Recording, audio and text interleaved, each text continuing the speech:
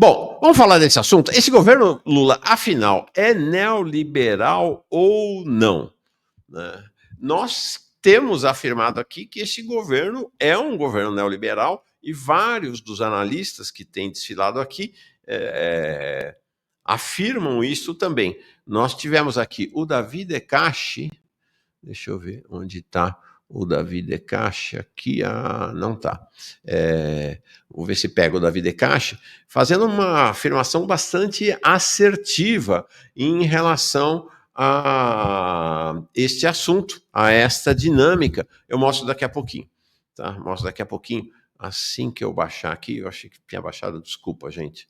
Eu achei que tinha baixado, mas já baixo já. Ele foi bastante assertivo em relação a essa caracterização do governo Lula na entrevista que ele deu para nós 2 dias atrás. Vamos ver o Davi De Cache? Já peguei aqui. Eu sou rápido no gatilho. Já peguei aqui. Disso tudo é que revela, por um lado, que o Haddad ele tem lado na sua gestão ministerial à frente da economia, e o lado dele não é o lado da classe trabalhadora. Isso fica explícito em uma entrevista como essa. E o segundo é que o Haddad ele só está cumprindo uma função, ele é um gerente, ele é um funcionário, tá? Um funcionário do capital financeiro no governo Lula, e ele foi nomeado para fazer justamente isso. Tá? Porque o governo Lula ele assenta a sua governabilidade na busca do apoio da burguesia financeira do Brasil. Uhum. Então, ele não está preocupado hoje com a sua base histórica que caracteriza o próprio lulismo, que é atingir de forma positiva quem ganha entre 0 e 2 salários mínimos, mas sim em garantir a sustentação do projeto econômico da Faria Lima, dos rentistas. Tá? E o Haddad ele é uma peça nesse jogo. Ele não é o grande articulador dessas coisas. É isso aí. Muito forte, muito impactante, me parece muito lúcida essa avaliação. Aí o Breno, ontem, Breno Altman, já esteve aqui com a gente várias vezes, foi lá, né, no canal dele, o Opera Mundi, e fez essa live. Se o governo Lula é neoliberal, para dizer, nós já sabíamos que ele ia dizer que não era, que não é, na avaliação dele, um governo neoliberal. Deixa eu colocar aqui um trechinho do Breno ontem. Onde está você, Breno? Está aqui. Vamos lá. A tradição principal do atual cenário brasileiro é entre as forças democráticas e populares representadas pelo governo Lula, com todos os seus erros e defeitos, e a extrema-direita vinculada ao agronegócio, ao rentismo e aos interesses imperialistas. Tá aí. Então, ele vai nessa batida na análise dele. Então, que você teria uma contraposição entre as forças, que ele vai qualificar de democráticas e progressistas, que seriam, na visão dele, a base de sustentação do governo Lula, de um lado, e, de outro lado, a extrema-direita, né, com o agronegócio, o rentismo e as forças imperialistas. Tá? Então, essa é basicamente a avaliação dele. Depois, mais adiante, eu vou botar aqui as questões que ele traz e aí a gente analisa uma por uma. Ele vai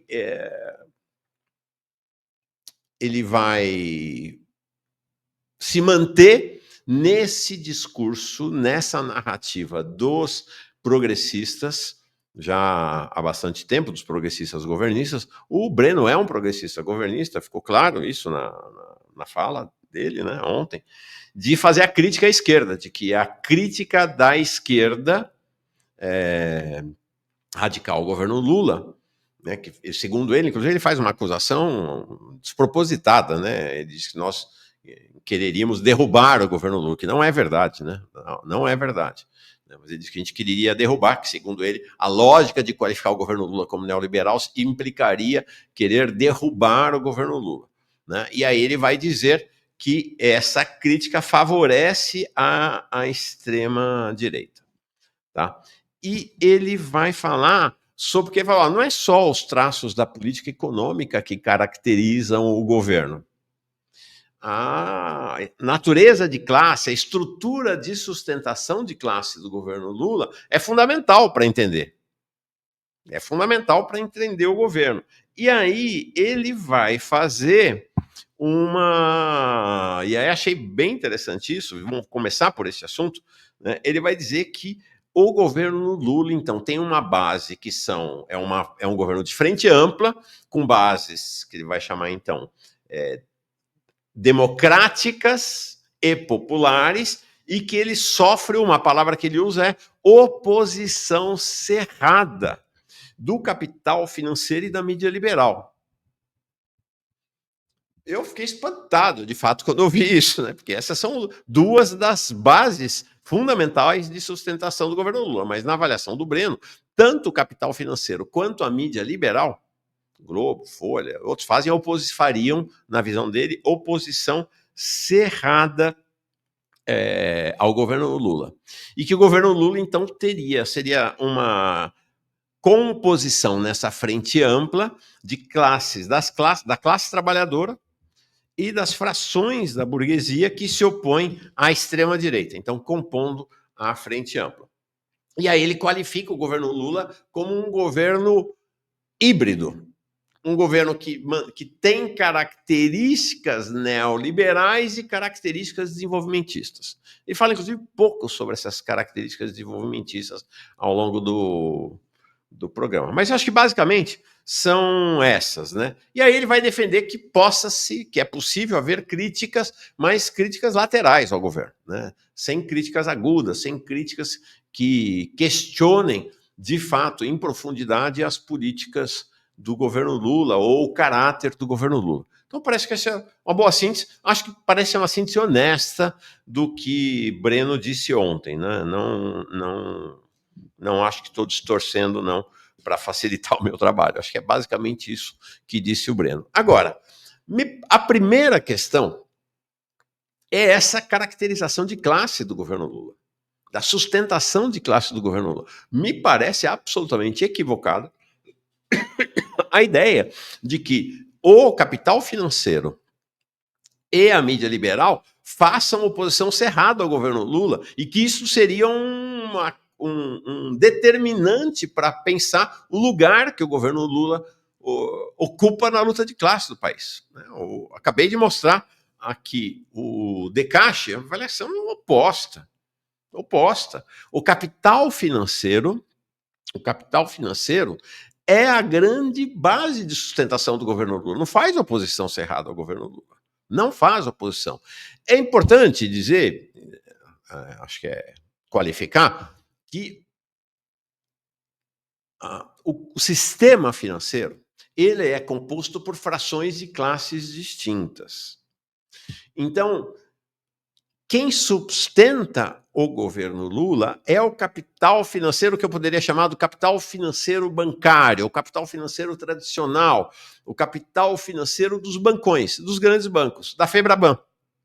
Esse é o que dá sustentação. Onde tem antipatia e alguma oposição ao governo Lula é na fração do capital financeiro mais especulativa, que a gente chama de Faria Lima. A Febraban não tem nada a ver com a Faria Lima. O setor hegemônico do capital financeiro brasileiro, inclusive, é a Febraban, não é a Faria Lima.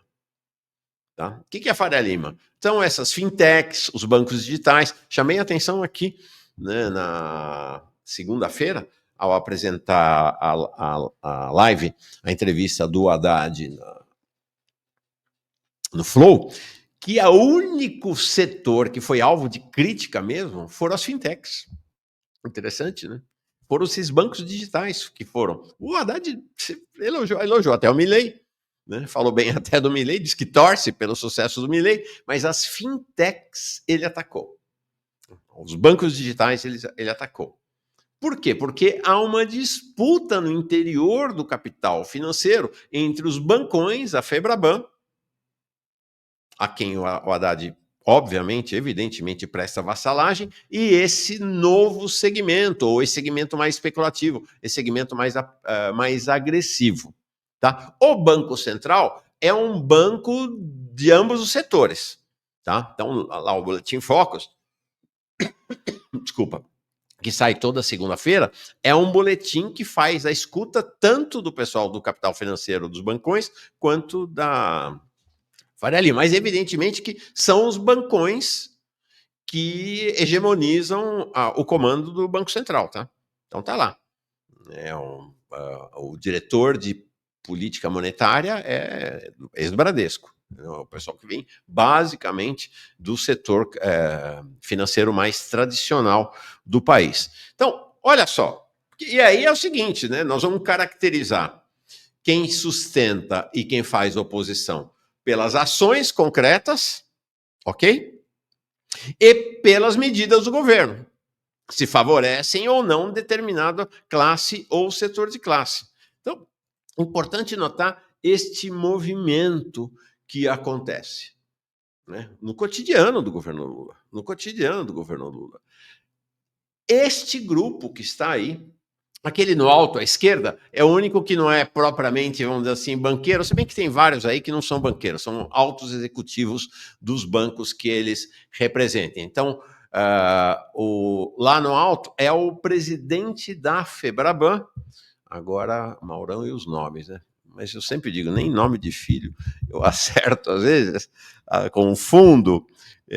O nome não é o Fábio, deixa eu ver se é o Fábio, presidente. Isaac Sidney, desculpa. Ele é o presidente da Febraban, ele é um executivo, né? Ao lado dele, aí você tem o trio Bradesco, tá? O Trabuco e o atual presidente do Bradesco. O Trabuco é o presidente do Conselho do Bradesco. Importante dizer, né? Este Trabuco que está aí era quem o Lula queria que fosse o ministro da Fazenda da Dilma, do segundo governo Dilma. Ele recomendou fortemente e a Dilma convidou, por ordem do Lula, o Trabuco para ser o presidente ou ministro da Fazenda, e o Trabuco falou, não, isso não é para mim não, vai um empregado nosso aí, vai um diretor, e aí meteram o Levi lá, que é do Bradesco, que era do Bradesco também. Então, e aí, lá embaixo, quem que a gente tem? Né? Aquele que se destaca ali, até pelo colorido, é o André Esteves, que é o principal articulador. O BTG é um caso interessante, porque o BTG é um banco que entrou para esse universo. Ele não era desse universo. O BTG era daquele universo da Faria Lima, do capital especulativo, do capital mais agressivo, e ele foi crescendo, crescendo, virou um bancão. E aí, hoje, ele é uma espécie de coordenador político da Febraban, e é o responsável pela interlocução, ou um dos responsáveis pela interlocução com o governo Lula. E ele se comporta como... Nós vamos mostrar. A relação dele com a Haddad é uma relação curiosa, esquisita. Tá? Então, o que a gente vê ali embaixo, a gente vê Itaú, depois o presidente de Itaú, depois o presidente do Santander, o André Esteves e o presidente do Banco Safra. Este grupo, então nós estamos lá, 4, 5, 6, 7, esteve com o Lula mais de uma vez, mas sobretudo no momento crucial. Este grupo esteve com o Lula dia 16 de outubro de 2024, com um objetivo: dizer para o Lula que ele precisava aprovar o pacote de aprofundamento do arcabouço fiscal. Foi isso. Quem, inclusive, armou o encontro do Lula com esse grupo de banqueiros foi o Haddad. E no dia, na véspera desse encontro, eu sei porque eu recebi, o pessoal da comunicação do Ministério da Fazenda já avisou, eles irão lá para manifestar apoio ao Haddad, o que acabou acontecendo. Eles foram lá e manifestaram apoio ao Haddad, ao mesmo tempo em que exigiram de Lula que aplicasse o aprofundamento do arcabouço fiscal, que era o pacote do Haddad, aquele pacote contra o BPC, contra o salário mínimo, contra o abono salarial. A gente bem conhece o que foi esse pacote. Então, essa é um fato inelutável. E aí, se a gente separa, eu vou voltar a falar daquele momento, tá? Que eu achei bem significativo aquele momento. Mas onde é que essa turma anda? Impressionante.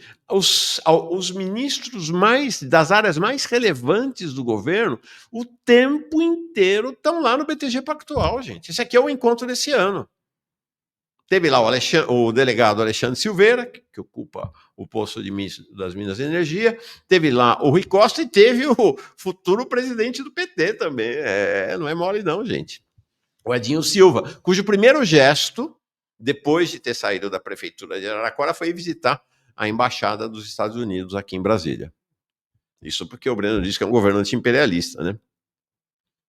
Que ele é um governo que combate os interesses imperialistas, né? Então, esta presença, esta relação íntima, esta simpatia, mais até empatia, é muito grande. E o Haddad, né? O Haddad vai 2 a 3 vezes por ano no BTG. É o banco, desses bancos da FEBRABAN, é o banco onde ele mais vai. Mas ele vai também, de 1 a 2 vezes por ano, nos eventos do Bradesco, do Itaú, do Safra e do Santander. Até em evento da XP, que é uma das líderes da Faria Lima, aí desse capital financeiro mais especulativo, ele já teve também. Ele já esteve também. Mas o BTG é toda hora. Já mostrei vídeo aqui. Já mostrei o vídeo aqui, né, do constrangedor, né, do André Esteves, tratando o Haddad como um funcionário dele num desses eventos de 2024. Foi constrangedor. E o André Esteves está lá, agora, em 2025. Ele já desde 2023, já vem apontando para isso, né? Para a relevância, para a importância, para a necessidade do apoio ao governo Lula, para o apoio dele ao governo Lula, e ele mais uma vez reafirmou, ao apresentar o Haddad no encontro, destacou o orgulho de tê-lo no Ministério da Fazenda. Tá? Então, agora, vai dizer o quê? Não, então, esses bancões são os bancões do capital financeiro liberal, porque o capital financeiro da Faria Lima seria o capital financeiro vinculado aos fascistas. Não sei se é essa a tese do Breno, ele não fala disso. Mas o fato é que todos esses bancos, o Santander não estava aqui naquela época, apoiaram o golpe de 64, apoiaram o AI-5, apoiaram as torturas. E o líder deles, e a referência para o Haddad, está aqui, apoia o Trump. Gente, apoia o Trump. Apoia o Trump, está lá dizendo que está com inveja da iniciativa da diretoria, a DOGE, que é a diretoria lá, que é o ministério do Trump para liquidar o Estado dos Estados Unidos. Tá lá, apoia o Trump, é simpático ao Trump. Então, dizer que então seria um segmento do capital financeiro que é liberal, que é democrático, que não apoia. Eles todos apoiaram o governo Temer, apoiaram o golpe contra a Dilma. Todos eles apoiaram o governo Bolsonaro. Romperam no final, no último ano. Sem ilusões. Sem ilusões. E aí, o que acontece? Na saída dessa reunião, do dia 16 de outubro, ele sai lá, dizendo que o cara está aqui, o Isaac Sidney, dando entrevista em pleno Palácio do Planalto, dizendo, saímos com a impressão de que o presidente Lula vai decidir a favor do pacote fiscal, do aprofundamento do arcabouço. Está lá. Né? E os banqueiros, e ainda é isso, né? Os banqueiros estão lá com o Haddad, com apoio do Haddad, apoiando o Haddad, alertam Lula. O governo precisa afastar as incertezas fiscais. O governo precisa aprofundar o pacote fiscal. Então, essa foi a reunião. E aí, o Lula deu respaldo ao Haddad. Deu tudo certo. Era esse, foi o projeto da reunião. O Haddad armou a reunião, levou a banqueirada lá, a banqueirada apoiou o Haddad, exigiu o aprofundamento do arcabouço e o Lula disse que o Haddad tinha o respaldo dele. Então, o enredo deu tudo certo. Agora, dizer que o capital financeiro, que o rentismo é oposição radical ao governo Lula? Aonde? Nós vamos continuar nesse assunto, porque acho que é importante olhar não apenas a relação, mas as medidas. Quais são as medidas do governo Lula que indicariam, então, essa confrontação com o capital financeiro? Vamos olhar essas medidas. Mas antes, vale a pena ver essa estratégia adotada pelo Fernando Haddad. 2 dias antes da reunião, lembram-se dessa entrevista? Teve um impacto enorme. Ele deu entrevista para a Mônica Bergamo, da Folha de São Paulo. E nesta entrevista para a Mônica Bergamo, ele rasgou a fantasia. Ele disse, a Faria Lima, aí é evidente que ele não estava falando do capital financeiro mais especulativo, né, do que nós estamos chamando aqui de Faria Lima. Ele estava falando do capital financeiro como um todo, né, tanto da Faria Lima quanto da Febraban, quanto dos bancões. A Faria Lima está, com razão, preocupada com a dinâmica do gasto daqui para frente. E é legítimo considerar isso com seriedade. Declaração de amor. E aí ele diz assim, ó, ela pergunta, e o que o senhor está falando com o Lula? Ele responde, vamos lembrar, 2 dias antes da reunião, com a banqueirada toda. Eu falo o seguinte, o mercado está entendendo que a soma das partes, a soma do salário mínimo, saúde, educação, BPC, é maior que o todo. Ou seja, vai chegar uma hora em que esse limite de 2,5, que é o número mágico, né, do arcabouço, né, crescimento da despesa em relação ao da receita, não vai ser respeitado. Ainda que a receita responda, o arcabouço fiscal não vai funcionar se a despesa não estiver limitada. Gente, pelo amor de Deus, quem é que caiu nesse conto do vigário? Que depois o PT, os petistas, os governistas fizeram de que na tramitação do pacote que o governo foi defender. Ele disse claramente que precisava cortar salário mínimo, saúde, educação e BPC. Né? Ele não falou lá do abono salarial, mas foi outro alvo dele. Ele falou claramente, precisa cortar tudo isso. Cortar.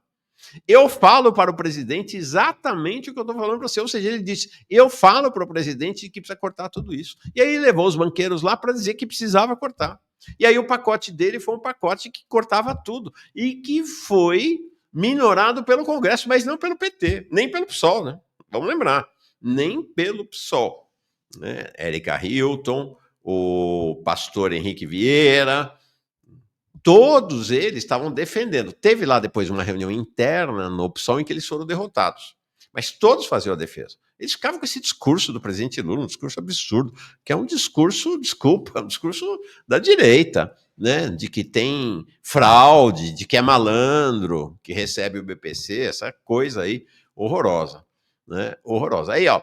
Então, ela diz, então, precisa ajustar a despesa. E ele diz, nós precisamos enfrentar essa questão para as pessoas enxergarem que as somas das partes vai caber no todo. Só vai caber no todo se cortar.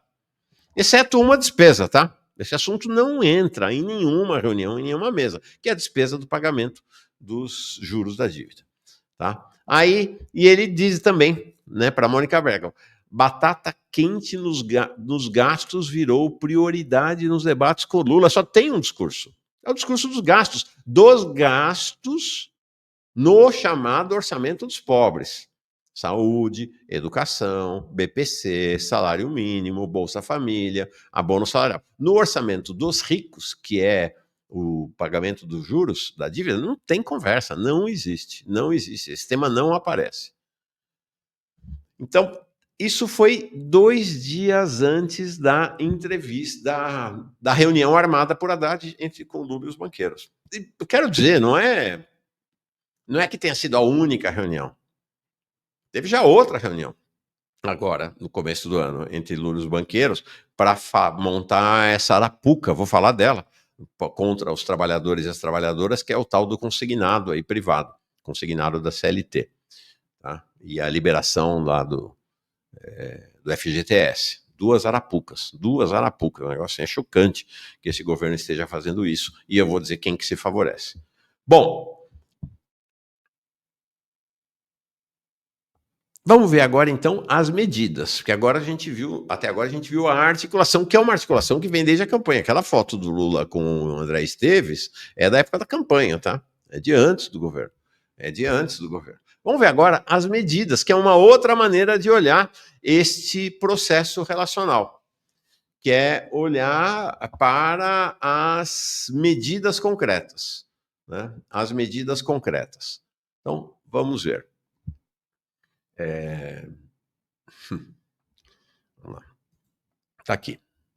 Hoje, o governo está lançando um programa para ampliar o consignado para a CLT. O governo está lançando hoje, o presidente Lula disse que isso é uma prioridade do seu governo. A prioridade do seu governo, um programa para que o FGTS possa ser usado como garantia de empréstimos que os trabalhadores tomem nesses bancões aí, nesses bancos todos aí, nessa turma. Vai acabar o FGTS no Brasil, gente, pelo amor de Deus, é evidente, vai liquidar o FGTS. Todo o fundo do FGTS vai cair no colo dos bancos, é evidente. É só ver a taxa de inadimplência, a taxa de endividamento das famílias do Brasil. É um buraco sem fundo. Com a atual taxa de juros, qualquer dinheiro que vá para as pessoas vai ser usado para abater dívidas, que não serão todas elas abatidas, e para fazer mais dívida. O governo Lula está hoje entregando, nesse anúncio,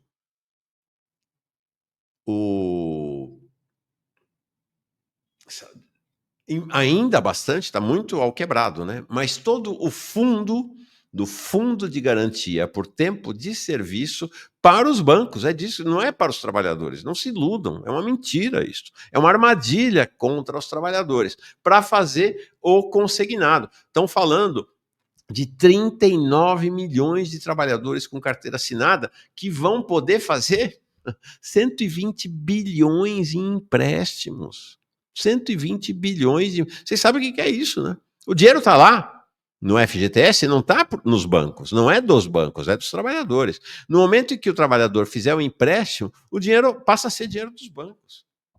Essa história é inacreditável. E vão fazer, vai ter campanha. O governo está fazendo uma maior campanha vendendo isto como algo que vai impulsionar a economia, que vai, enfim, toda essa cascata. E aí, antes, a Febraban, ela sempre teve na reunião que teve com o Lula em janeiro, para ajustar, né, que foi outra reunião, para ajustar esse projeto, né, a principal reivindicação da Febraban é liberdade. Liberdade. Liberdade para quê? Para não ter teto nos juros para o crédito consignado.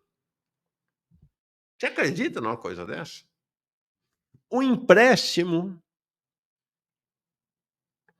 usando como fundo, como garantia, o fundo de garantia por tempo de serviço, não devia nem ter taxa de juro.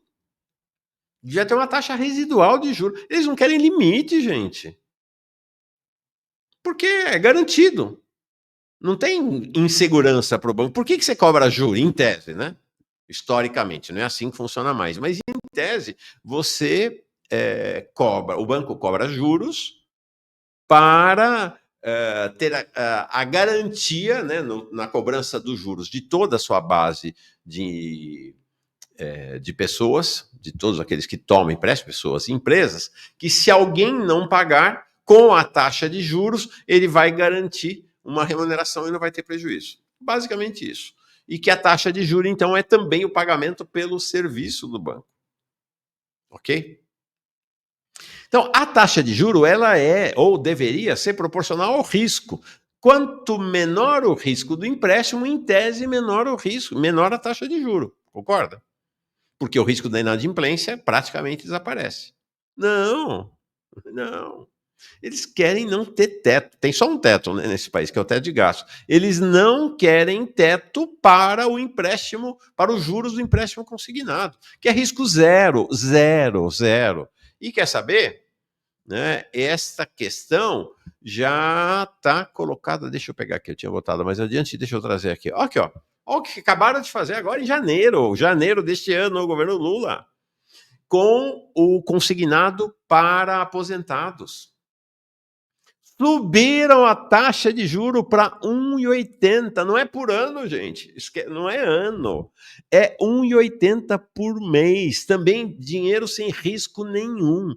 1,80 de taxa de juros por mês. Quanto foi a inflação de janeiro? Estou vendo aqui, pelo IPCA. 0,16%. Inflação de 0,16%, os bancos estão ganhando em cima dos aposentados, com um empréstimo em que eles têm garantia total de que vão receber o dinheiro. Por que eles vão receber? Porque eles nem recebem o dinheiro, eles tomam o dinheiro. O dinheiro cai na conta, que é o que vai acontecer com o pessoal, no caso do FGTS. Eles vão lá na conta e rapam o dinheiro, não tem nem receber, eles tomam o dinheiro. E agora estão podendo 1,80. 1,80. Então, não é à toa que os balanços dos bancos, cada trimestre é maior. Recorde. Pega a série histórica do balanço dos bancos dos anos 80, dos anos 90, desse século, da segunda metade, da segunda década desse século. Todo o balanço trimestral e anual desses bancões, Bradesco, Itaú, Santander, Safra, agora BTG Pactual, o lucro é maior. Claro. Claro. Mas nem traficante de cocaína tem esse lucro. Nem traficante de cocaína tem esse lucro. Acabaram de liberar o FGTS, né? Para quem não tinha tido dinheiro liberado no saque aniversário. Está sendo todo ele usado para pagar ou para cobrir parte de dívida no cheque especial e cobrir saldo negativo. O dinheiro bate na conta e já é tomado pelos bancos. Não é grande coisa, porque são 120 bilhões liberados, que vão ser liberados para 12 milhões de pessoas. Acho que é isso. Eu sei que a média é R$1.000 por pessoa para esse FGTS. Vai direto, as pessoas não vão nem cora do dinheiro. É direto, sabe para quê? Para baixar o risco do banco em relação a esses empréstimos. Pelo amor de Deus, seu governo, como diz aqui o Breno, né? O governo das forças democráticas e populares. Por favor. O governo que tem, segundo a visão do Breno, é isso que eu estou fazendo essa apresentação, para dialogar, para contrapor a visão que o Breno apresentou. Né? É o governo que tem oposição cerrada do capital financeiro. Só se eles fossem suicidas, né? Para fazer oposição cerrada a esse governo ganhando desse jeito que estão ganhando. E o cenário é dramático, gente. 77% das famílias terminaram 2024 endividadas. O cenário é dramático. 77%.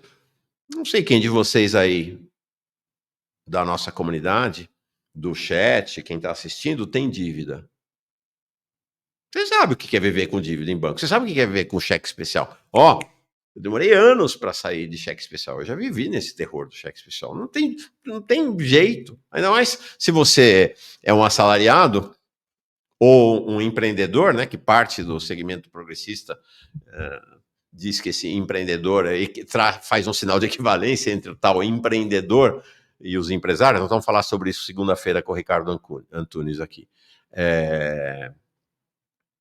O empreendedor, na verdade, a ideia do empreendedorismo, desse empreendedor, é uma nova forma de assalariamento, não é propriamente salário, mas é uma nova forma de submissão dos trabalhadores. Isso é evidente.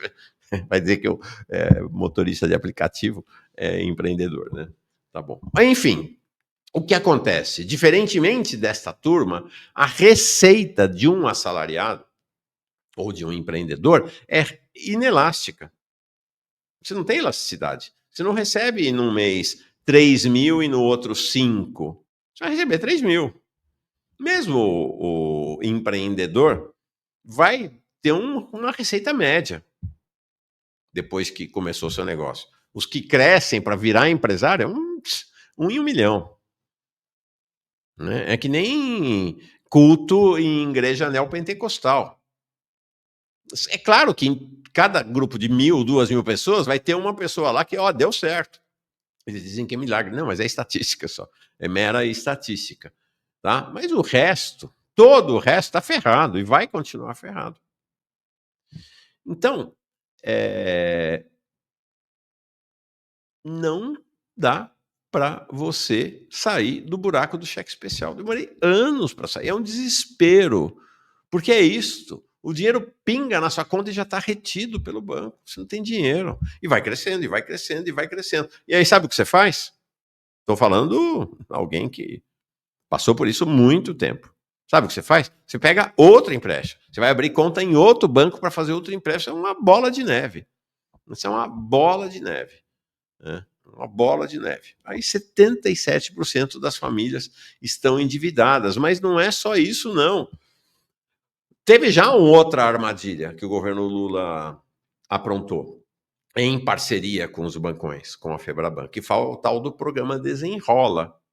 Né? O tal do programa Desenrola. Então vamos olhar para os números, gente. Olhar para os números, então, não tem problema nenhum. Olhar para a realidade. Se os números fossem outros, apresentaria outros números. Quando o programa Desenrola, na véspera do programa Desenrola começar, né, o programa começou em julho de 2023. Em junho, a taxa de inadimplência no país era 71,45. Aí não das famílias, tá? Aí estamos falando de pessoas. Agora, em janeiro de 2025, a inadimplência estava em 74,6. Pulou de 71,45 para 74,46. Então você acha que o Desenrola, de fato, foi um programa que favoreceu os trabalhadores e as trabalhadoras. Né? O Marco diz aqui. Como assim sair do cheque especial? Tem como? Claro, não tem como. Não tem como. Né? E essa grana toda desses empréstimos é para reduzir o risco dos bancos. O objetivo dessa soma toda, Desenrola, liberação do fundo de garantia, consignado, é tudo. O objetivo final é para reduzir o risco dos bancos. Não tem nenhum outro objetivo. Não tenho nenhum outro objetivo. Que o Leonardo Lopes chega dizendo: tenho 38 anos, aposentado por invalidez, meu gasto é tanto pela minha condição que tive que pegar empréstimo consignado e a dívida nunca consegue ser paga. É isso aí. Vira uma dívida eterna. A vida é sua companheira até o fim da vida. Que companheira, hein? Que companheira. Né? Essa é a dinâmica. Né? A Soraya diz, lógico que resolveu, Desenrola, né? Limpou o nome do povo no Desenrola e fizeram novos empréstimos. É isso, né? É o que a gente vê. Né? A taxa de endividamento só cresceu de lá para cá. Serviu para fazer a roda girar para os grandes bancos. Agora, enquanto isto, aqui, ó, o que não para de aumentar? É o total, é o montante do pagamento dos juros dos títulos da dívida. Chegou a quase 1 trilhão em 2024. 918 bilhões. Agora, para isso não tem arcabouço. Para isto não tem teto. Para isto não tem limite. Ao contrário, né? O esmagamento do Estado, o esmagamento do BPC, o esmagamento do Bolsa Família, o esmagamento... Tem a conversa que eles falam aí. Né? O Breno falou disso ontem, né? Ah, não para de aumentar. Vamos falar sobre isso. Vamos esclarecer. Vamos deixar claro o que é essa história aí. Do que está aumentando exatamente. E qual é a diferença do caráter neoliberal deste governo em relação ao governo anterior? Bom, 918 bilhões. Este ano vai muito mais do que 1 trilhão. Muito mais do que 1 trilhão. E, como eu disse, não tem limite. Não tem limite. Não tem limite. Agora, tem razão para isso, né? Não precisava fazer nada disso. Nada. Nada disso. Era só o Banco Central. Vocês viram, né? Desculpa. Vou dizer uma coisa para vocês. Pode parecer meio agressivo, mas eu fico indignado. O governo, o presidente Lula, a Gleisi, o governo trataram a população brasileira e os seus eleitores como palhaços durante 2023 e 2024. Com aquela campanha, entre aspas, contra o presidente do Banco Central, contra o Campos Neto. Era fake, gente. Nós avisamos, nós falamos aqui. Nós aqui, no caso, o Jones Manuel falou. Eu falei também em outros lugares. Era fake a campanha. O Haddad sempre jogou junto com Campos Neto. O Galípolo sempre jogou junto com Campos Neto. Era uma divisão de trabalho. Haddad e Galípolo operavam com o Campos Neto e o presidente Lula batia nele. E a Gleisi batia nele. Aí é muito interessante isso, né? Porque saiu o Campos Neto, entrou o Galípolo, acabaram as críticas à taxa de juros. Acabaram, não tem mais. Né? Ao contrário, né? Ao contrário. Tem elogio no aumento da taxa de juros. E já está lá o Manteiga dizendo, com essa coisa do Trump vai ter que aumentar mais, não vai dar para diminuir a taxa de juros. Entendeu? Vão criando justificativa para entregar esta grana aqui para os bilionários, milionários muito ricos e ricos no Brasil, no pagamento dos títulos dos juros da dívida. Se a dívida brasileira, nós estamos falando, a inflação no Brasil vai, mutatis mutandis, 5%. Se a taxa de juros no país fosse 7%, 8%, 9%, razoável. 13,25%, vai chegar a 14%, vai superar 14%, vai chegar a 15% nesse ano. Não existe na história, não existe país no mundo com algo parecido com isso. Então não é, pode fazer desenrola, pode fazer consignado, pode fazer o que quiser, que vai continuar afundando trabalhadores e trabalhadoras, né, nesse ciclo de morte dos empréstimos bancários. Ah, não, mas o governo, imagina, jamais quis atacar saúde e educação. Bom, o Haddad falou para a Mônica Bergamo que os recursos de saúde e educação faziam parte dessa conta que não fecha, né?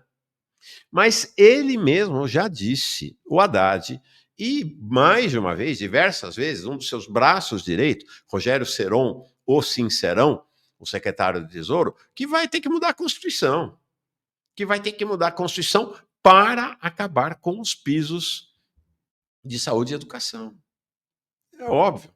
Aparentemente, isso não acontecerá nesse governo. Eles desistiram, eles viram que a resistência da sociedade vai ser muito grande. Mas, pode crer, se Lula for reeleito, bom, também se não for reeleito, se for alguém da direita, vai acabar com o piso da saúde e educação. Vão acabar.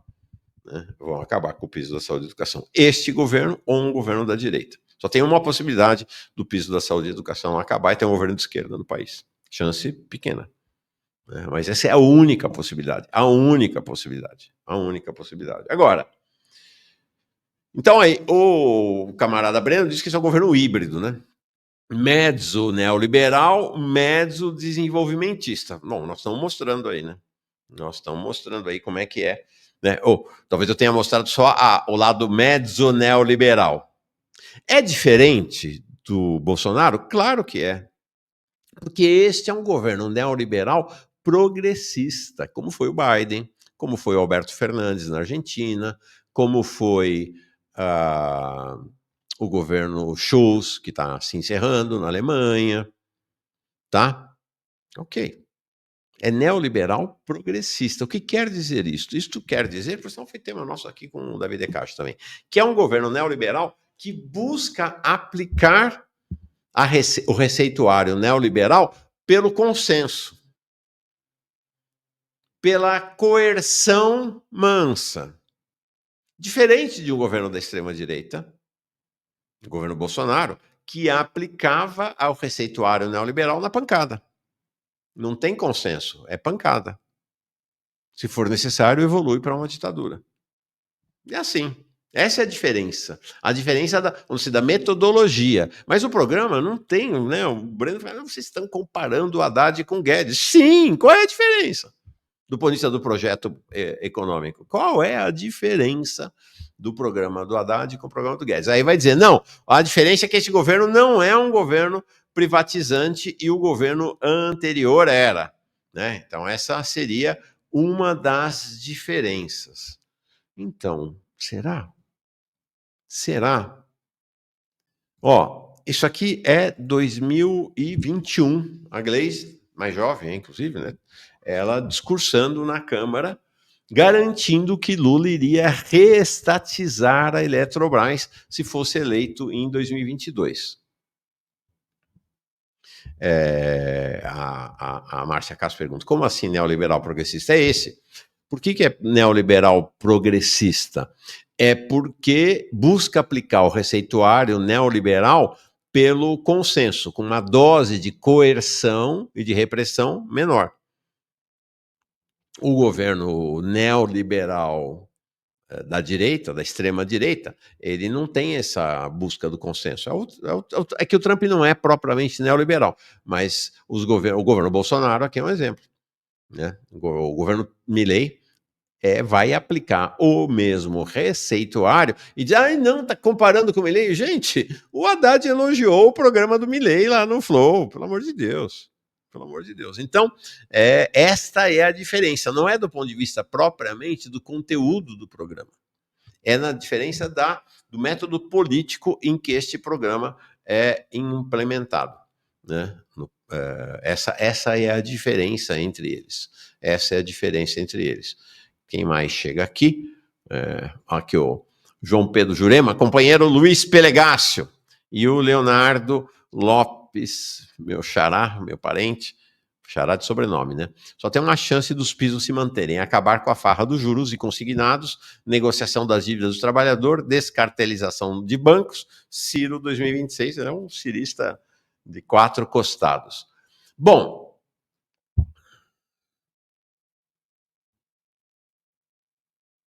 privatização.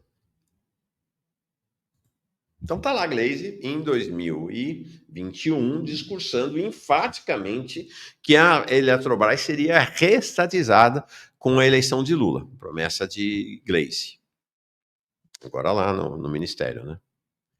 O Lula, mesmo depois de eleito, isso aqui foi uma entrevista dele em março de 2023, disse que o governo voltaria a ser dono da Eletrobras, ou seja, que ele ia reverter a privatização da Eletrobras. Acabou, gente, não tem mais.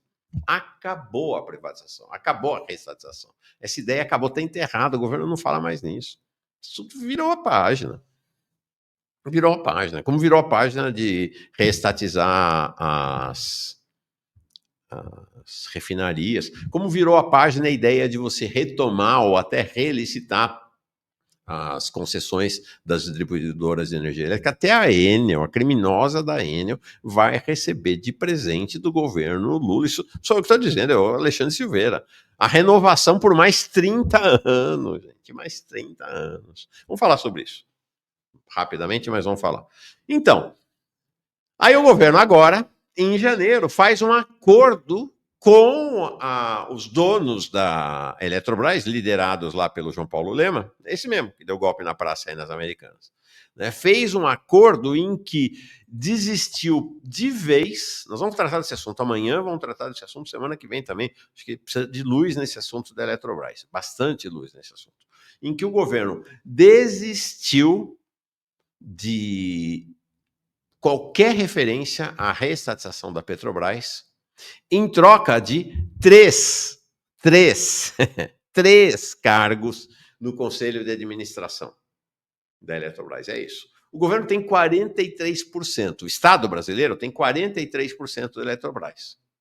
Mas o governo Lula se contentou com um acordo que dá direito a apenas 3%, ou seja, 10% dos 30 conselheiros, dos 30 membros integrantes do Conselho de Administração da Eletrobras. Isso foi um acordo. E ainda fez um favor para a Eletrobras.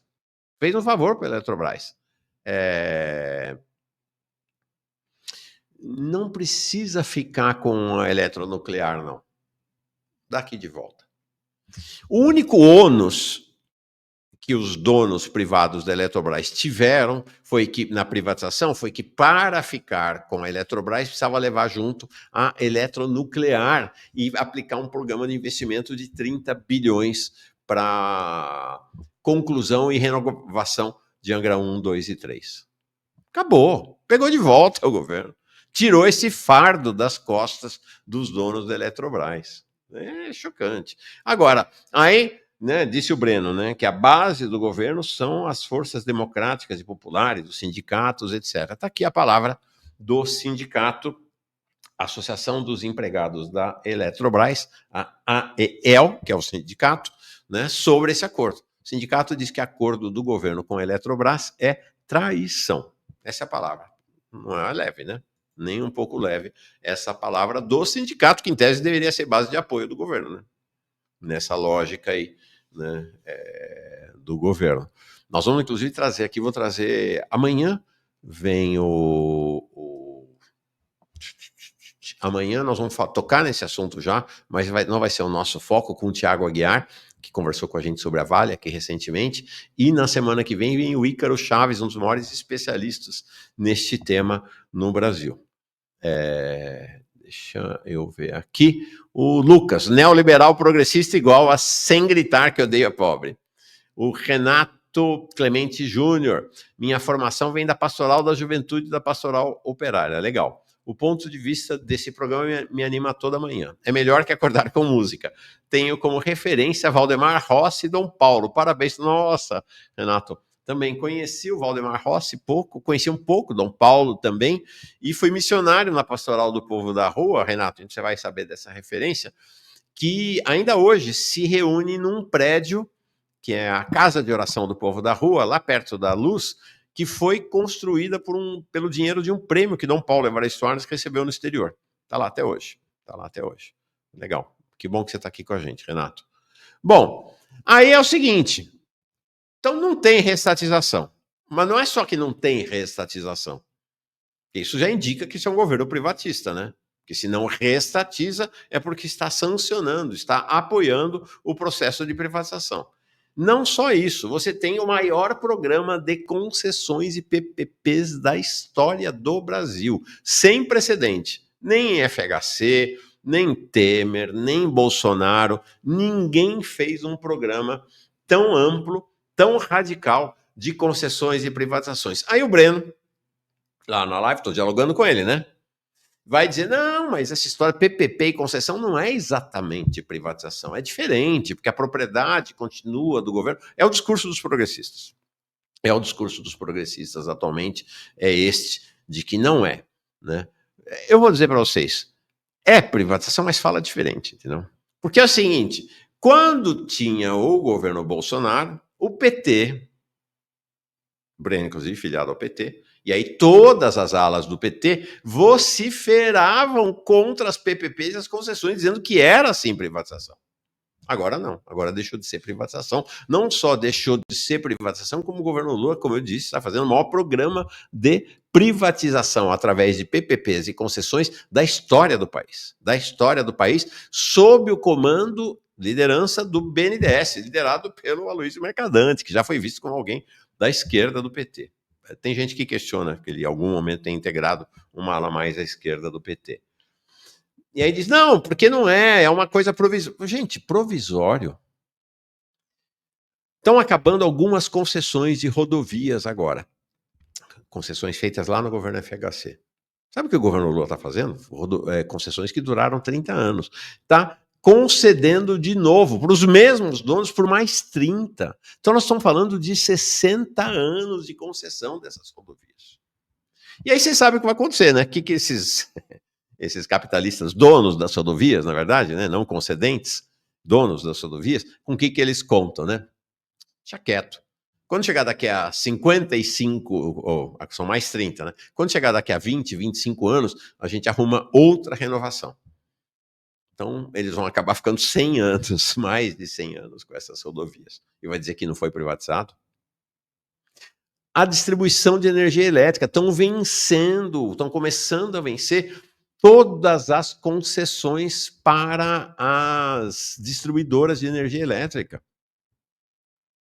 O governo poderia, pegar de volta e voltar a ser ele o responsável pela distribuição, remontar o sistema estatal de distribuição de energia, que já houve nesse país. Uma lógica, inclusive, que é uma lógica hoje, mesmo nos países capitalistas, de retomada dessas áreas estratégicas. 2, poderia relicitar. Então, ok, não vai retomar, pelo menos relicita e bota uma grana para dentro. E 3, poderia simplesmente renovar, né? Reentregar, entregar de novo. Adivinha? Ganha um doce quem adivinhar qual é a opção do governo Lula. A opção é reentregar. É entregar de novo. Então, essas concessões que eles tiveram por 30 anos, né, que foram concedidas lá atrás, nos anos 90, vão ser agora, estão sendo entregues por mais 30. O delegado Alexandre Silveira, que ocupa o cargo de ministro das Minas Gerais, teve a cara de pau de anunciar que isso seria feito lá na Itália, na frente do diretor mundial da Enel, no mesmo momento que São Paulo estava enfrentando o apagão. É assim. Não é de presente, mais um presente. Agora, vai dizer que isso não é privatização? E as PPPs? Tem PPP que é menos tempo, é 5 anos. Mas as PPPs mais relevantes são 35 anos. É, é PPP para mim, para o meu filho e, de repente, até para o meu neto também. Vai dizer que não é privatização? Olha o caso das empresas de saneamento e água. O BNDES está comandando o processo de privatização das companhias de água e saneamento que não foram privatizadas até agora. A Luísa Mercadante deu uma entrevista chocante, do meu ponto de vista, né? Para o pessoal que acha que esse é um governo híbrido, não foi chocante. Né? Deu uma entrevista para a Folha de São Paulo, fazendo a crítica da privatização do saneamento, da privatização da Sabesp. A hora que eu vi a manchete, né, ele criticando, eu falei, pô, legal, vai criticar a privatização. Nada. Ele criticou porque o governo do estado não entregou para o BNDES a modelagem da privatização e aí, na avaliação dele, vendeu barato. E aí, no mesmo momento em que estava privatizando a Sabesp aqui, o BNDES estava comandando a privatização da Agência de Água e Saneamento, da Agespisa, lá no Piauí. Então, faça-me um favor. Faça-me um favor. E tá aqui, ó. Gente, eles estão privatizando posto de saúde nessas PPPs. É posto de saúde, é hospital, é escola, é presídio.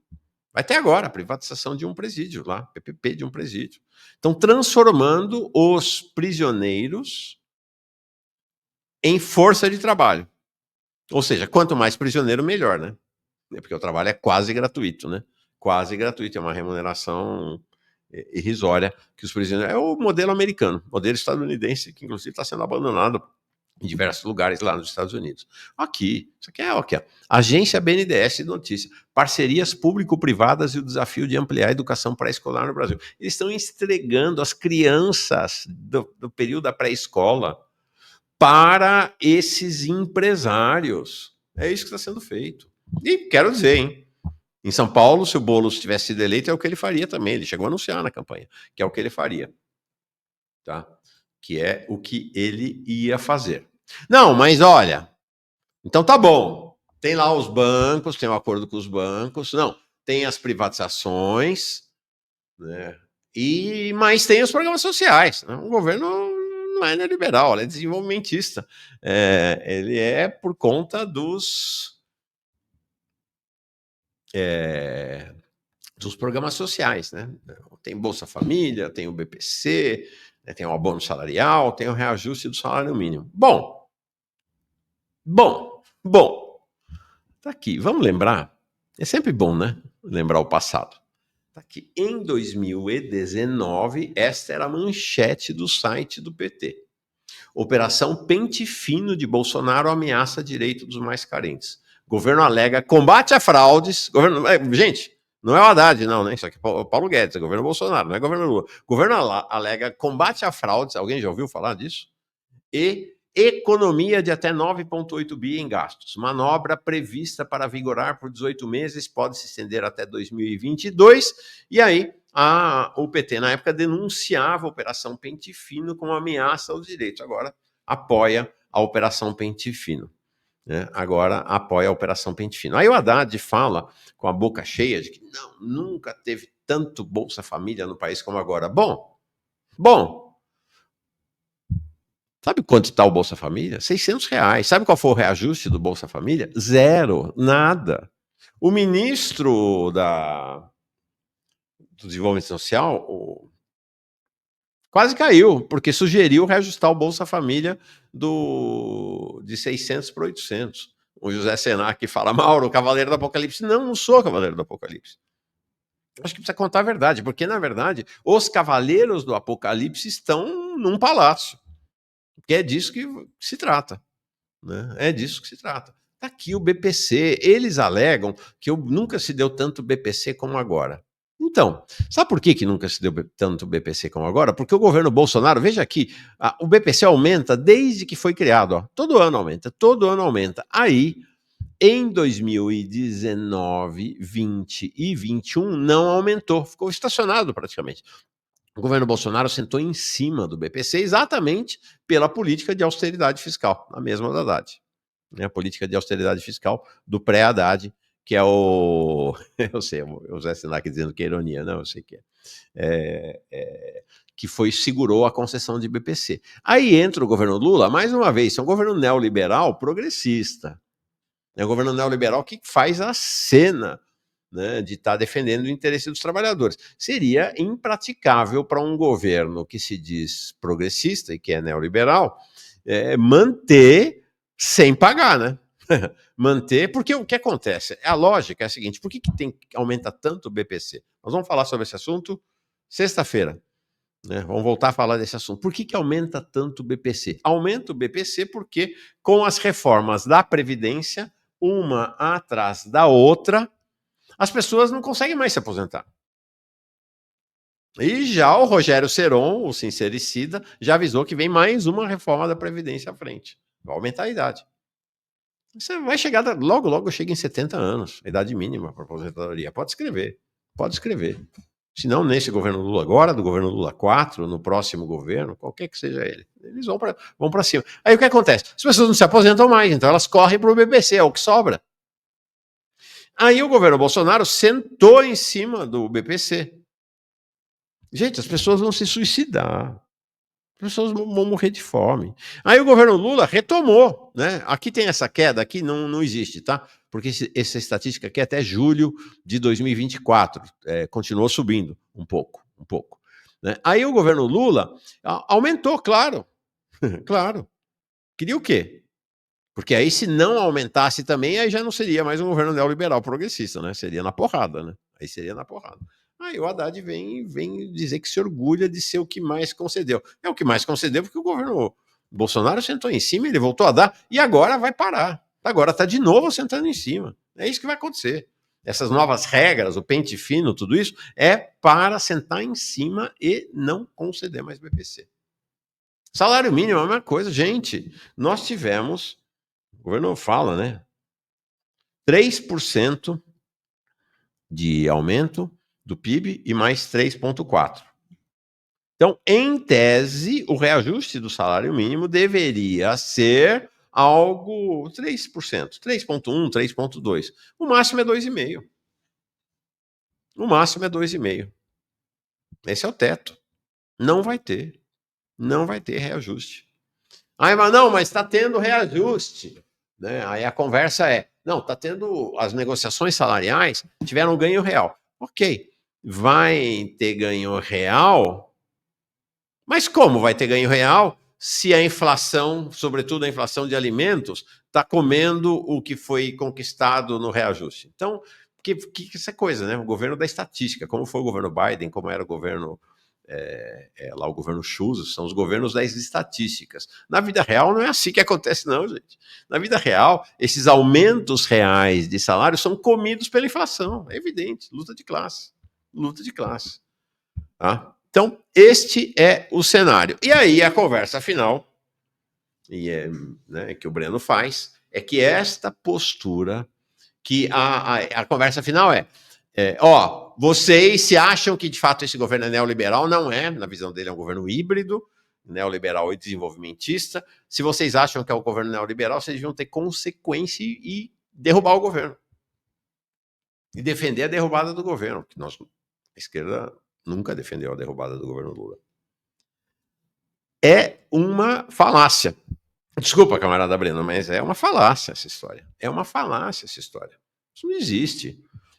O governo FHC, aí não tem dúvida, né? O governo FHC foi neoliberal, e ali não era híbrido, não, era só neoliberal. Uai, não me lembro que o PT, nem nenhuma força de esquerda, tenha proposto a derrubada do governo Fernando Henrique. Fazia o combate às políticas do governo Fernando Henrique, mas não propôs derrubada. Ó, eu fiz um levantamento aqui, teve 17 pedidos de impeachment para o Fernando Henrique. No primeiro governo, primeiro mandato do Fernando Henrique, apenas um pedido de impeachment. No segundo, dos 17, do PT, só 4. Só 4, tá? Só 4. E o Lula desarmou todos os pedidos de impeachment. Então, o fato de um governo ser neoliberal não quer dizer automaticamente que tem que propor a derrubada do governo. O que tem que fazer é o combate sem tréguas às políticas neoliberais desse governo. É disso que se trata. E aí, no final, ao fim e ao cabo, por isso que eu acho que o Breno começa a se aproximar dos progressistas, ou se aproxima mais dos progressistas e se afasta da esquerda, a conversa dele é essa, né, de que vocês favorecem a extrema-direita, de que essa maneira, que a postura da esquerda em relação ao governo Lula favorece a extrema-direita. É uma falácia, isso é uma farsa. A gente tem dito aqui o que convida o Altman para uma conversa, um debate. Então, o Jones ontem já convidou o Breno para fazer um debate sobre esse assunto, tá? Espero que ele venha. Espero que ele venha. Então,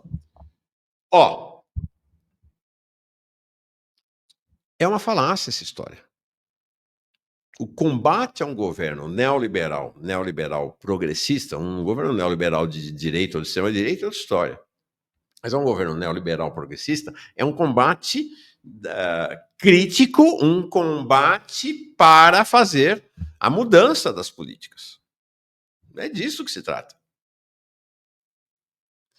Agora, dizer que é a nossa crítica que vai trazer a volta da direita, que é um discurso que o Breno assumiu, achei esquisito, inclusive, assumir agora, tem pé nem cabeça. Onde a crítica... Foi a crítica da esquerda que derrubou o governo Biden? Foi a crítica da esquerda que derrubou o governo Scholz? Foi a crítica da esquerda que derrubou o governo Draghi? Foi a crítica da esquerda que derrubou o governo Macron na França? Né, que só não entregou o poder, não entregou o poder para ninguém, ele governa de maneira inconstitucional lá atualmente. Só não entregou, o governo só não foi para a extrema-direita porque tinha uma esquerda que fazia a crítica ali. Olha aqui, ó. No vizinho aqui, ó, aqui de baixo, Argentina.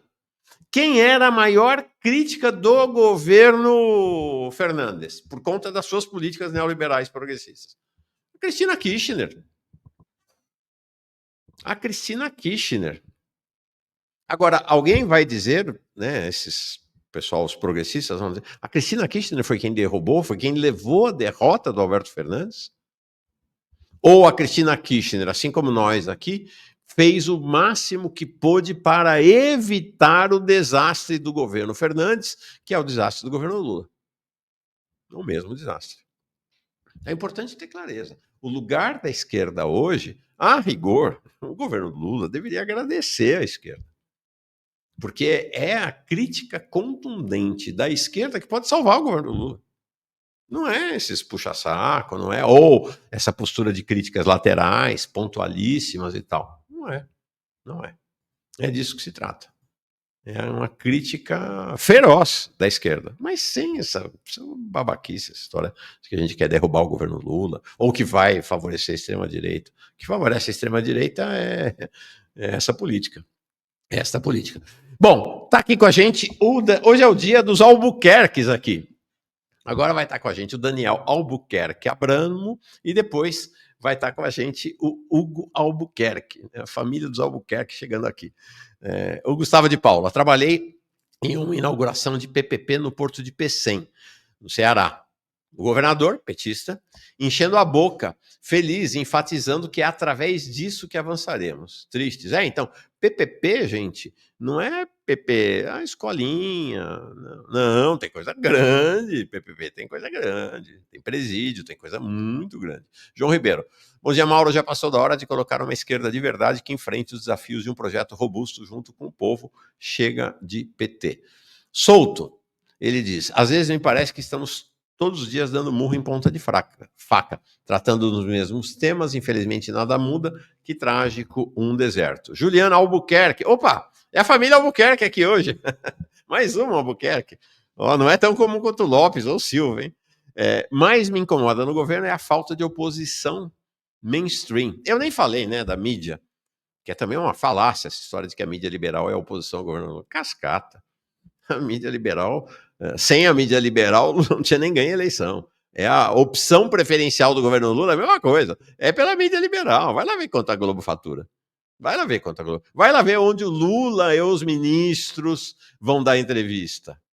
O que a Globo faz, eles fazem até uma postura interessante, que é a postura da esquerda, que é assim, apoia o governo Lula na luta contra a extrema-direita, no julgamento do Bolsonaro, nessas coisas todas. E faz o combate naquilo que importa efetivamente, que é a política econômica. Faz a defesa da sua política econômica. Mas eles apoiam. Dizer que é a oposição, como disse o Breno, oposição cerrada da mídia liberal ao governo Lula, aonde? Juliano Albuquerque. A Amazônia continua queimando, ninguém liga, professores continuam oprimidos, a CUT não liga, PPP passando sem oposição, sem ninguém na rua. Com Bolsonaro, as pessoas tinham vergonha dele. E, finalmente, em nome da Rosa, Mauro tem um amigo aqui no Rio Grande do Sul que pode te relatar uma série de fraudes e contratos complicados em relação à privatização da Corsan, antiga estatal de saneamento do Estado. Ele adoraria explanar. Manda aí. Mauro Lopes, 1612, @gmail.com, em nome da Rosa. Obrigado.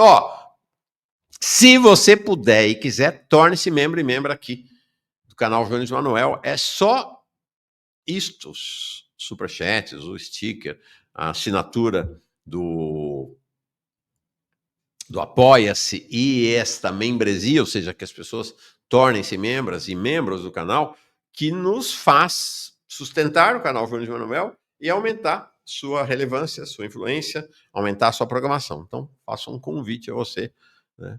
Por favor, se puder, torne-se membro e membro aqui.